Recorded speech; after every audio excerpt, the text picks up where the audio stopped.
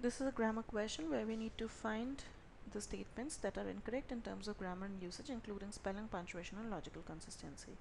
Let's look at the first statement. It says it was not an epic humiliation. This statement is correct. Since this statement is correct, we can eliminate option C. Option B says it was not a result that will reverberate through the generations. Now here the spelling of reverberate is incorrect.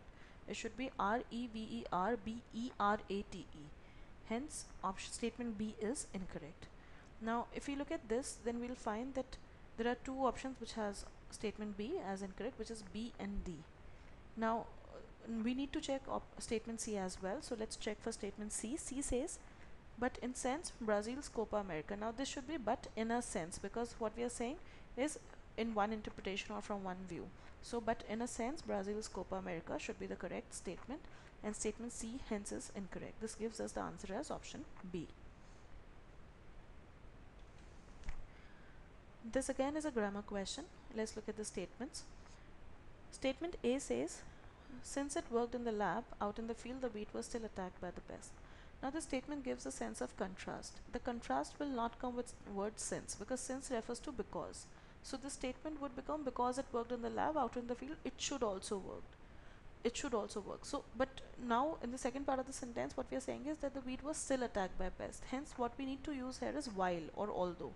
So the correct statement for A would become, while it worked in the lab, out in the field, the wheat was still attacked by pests. Statement A hence is incorrect.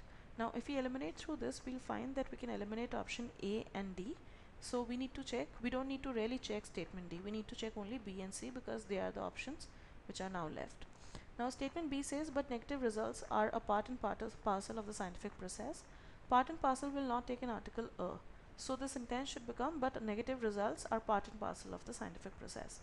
Statement B is also incorrect, and the option that we need to pick as our answer will become option C.